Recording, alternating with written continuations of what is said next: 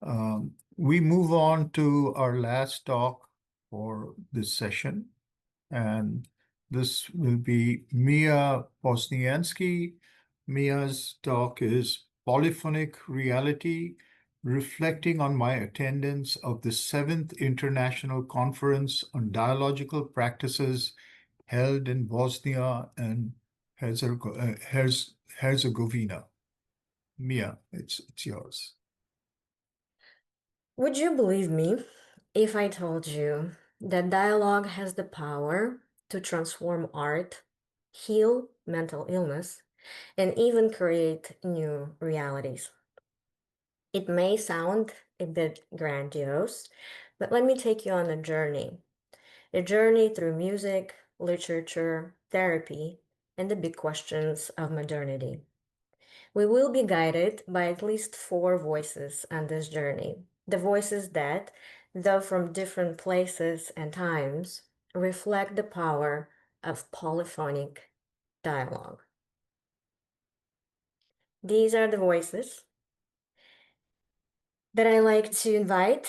We have a voice of Fyodor Dostoevsky, who is a world famous novelist, Mikhail Bakhtin, a philosopher and literary critic, Jacko Sekula and his clinical team of Finnish mental health, and Svetlana Broz, who is the granddaughter of Marshal Tito and the author of the book Good People in an Evil Time.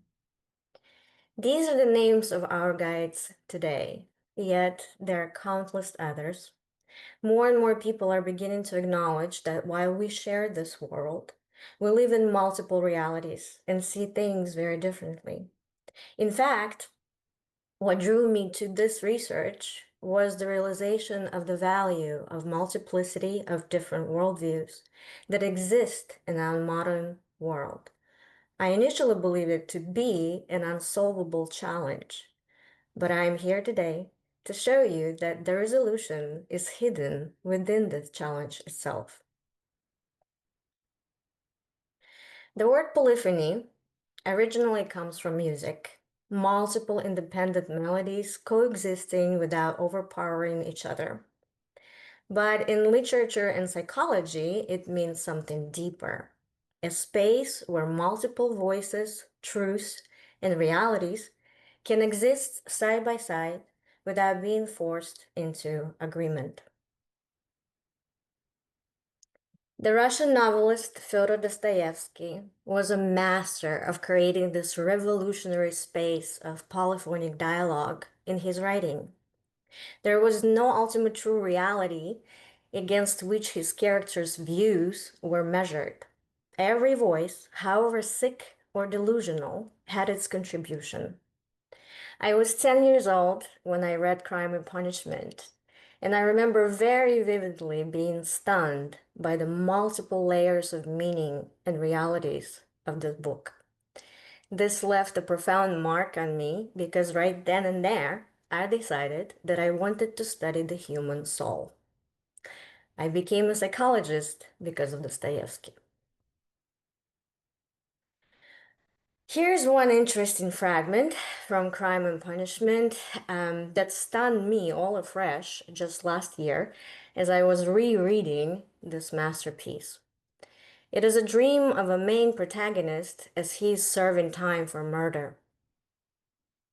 He dreamt that the whole world was condemned to a terrible new strange plague. Some new sorts of microbes were attacking the bodies of men, but these microbes were endowed with intelligence and will. Men attacked by them became at once mad and furious. But never had men considered themselves so intellectual and so completely in possession of the truth as these sufferers.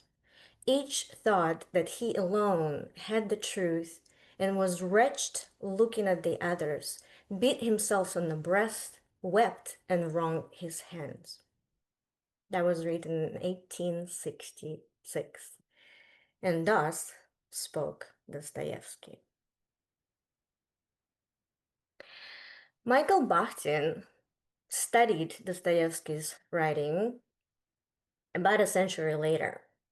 And he said that through his unique polyphonic novels, Dostoevsky identified the loud, recognized, reigning voice of the epoch, that is, the reigning dominant ideas, official and unofficial, as well as voices still weak, ideas not yet fully emerged, embryos of the future worldviews.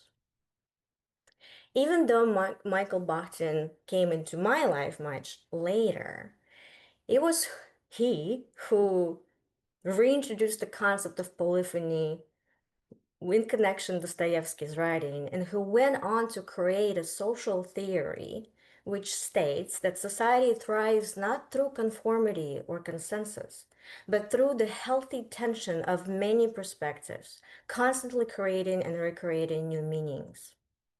The light bulb in my head went on during my first semester as East-West psychologist doctor student when I re-encountered Bakhtin in Dr. Banerjee class on multicultural hermeneutics. There, I was hearing multiple voices of modernity. And so another quote by Bakhtin stood out to me. Truth is not born, nor is it to be found inside the head of an individual person. It is born between people collectively searching for truth in the process of their dialogic interaction. So my first introduction to Bakhtin actually happened during my training in open dialogue approach back in 2017.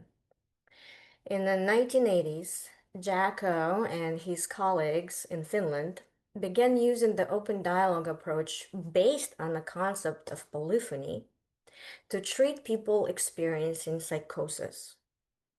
Their approach was revolutionary. Instead of ignoring delusions, they invited them in, and they worked to multiply voices by always working in groups, having reflective teams, and actively engaging patient and patients' families. The goal was to maintain an open, ongoing, real-time conversation where no single perspective dominated. There was no mandate for psychotropics, no authoritative monologue from psychiatrists or therapists, just a few clever ways to sustain polyphonic dialogue. And so you see here the results of a 19-year follow-up on patient functionality, which compares two groups, the group that received treatment under the open dialogue approach and the group that received typical outpatient treatment.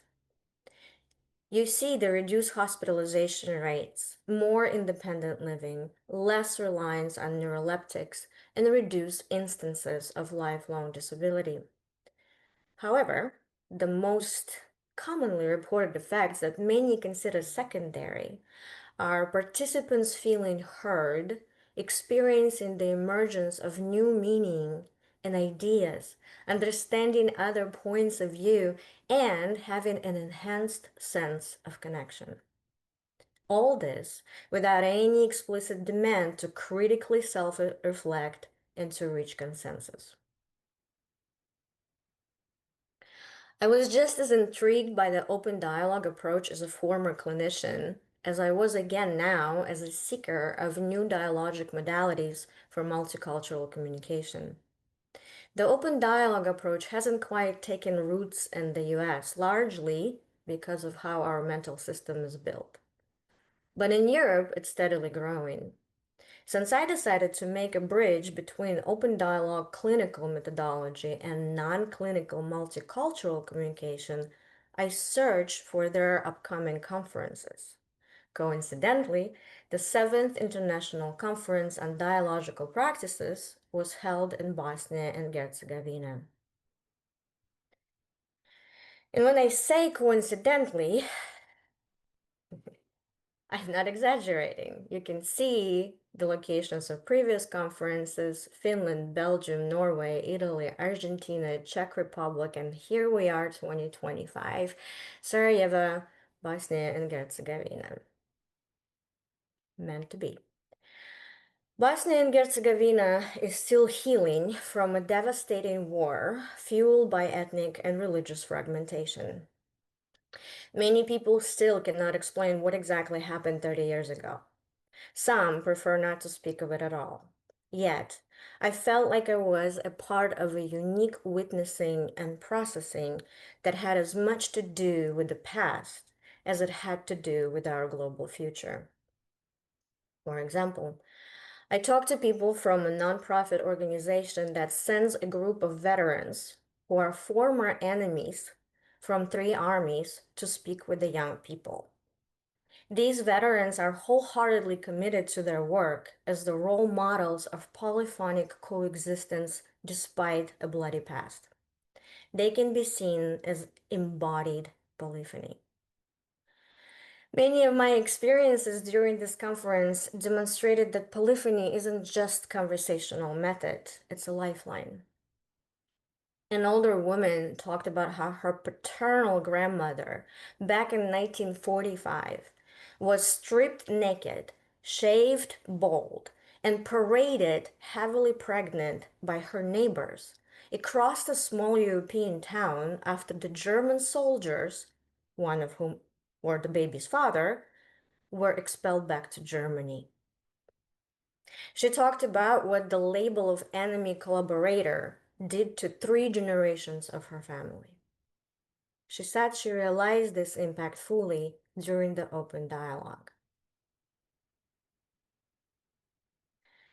Another conference attendee referenced the book by Svetlana Broz, Good People in the Evil Time. I'm not even done reading it because just like with Dostoevsky's novels, each voice presents a different reality. And my work as a reader is to slow down and to allow this multiple truth to enter into the communion with my spirit. It is complex but fascinating work of meaning making. And so I want to share one quote by Svetlana here with you. It says, identities are not what they seem. We read the word of a woman with a Muslim name who is a Catholic, of a man with a Serbian name who considers himself a Muslim, of a boy who claims to be Yugoslav, of a child of mixed marriage who switches identity halfway through the war. Yet, in the context of the war in Bosnia and Herzegovina, people found themselves forced into rigid ethno-religious groups: Catholic, Muslim, and Eastern Orthodox Christian. It was these three groups that were placed against each other during the war. And the following quote can be attributed to any member of any of these three groups. If I knew then what I know now, I would never have been in war. I would have fled abroad the way so many other people did. I don't want anyone to ever go through this again. We were doing fine in peace, and then off we went to war for a bunch of thugs. When I started my graduate studies, I was overwhelmed by the apparent fragmentation of cultural narratives around me, globally and locally, and the evident impossibility of consensus. How can anyone ever bridge all these gaps between opposing values, identities, and truth? Now, however, I know that we're not meant to collapse difference into sameness. From Dostoevsky to Bakhtin, from Bakhtin to open dialogue approach to my research on multicultural communication, polyphony is really about the skill of creating spaces where all voices are invited and none are dismissed or erased. My upcoming research focuses on applying the principles of polyphony to our discussions of modernity and of the future. And here I want to bring the fifth voice, the voice of my Copilot AI. It helped a great deal with generating images that you saw and enjoyed for this presentation and organizing some of the linkages between ideas. So I asked for its opinion on the open dialogue and multicultural communication. And this is what it said. True dialogue, where every voice is heard, must become the foundation of how we shape the future. Well, I was glad it was on board. So if you too would like to participate in the study of applying principles of polyphony to student multicultural dialogue, please watch for my call for participants closer to the fall semester. Meanwhile, you can also try leaving your information on my newly launched website. Disclaimer, no guarantees. It was launched literally less than a week ago, and I had no time to check it for bugs, logical errors, or even update it to my new legal name. But you are welcome to try it anyway. Thank you.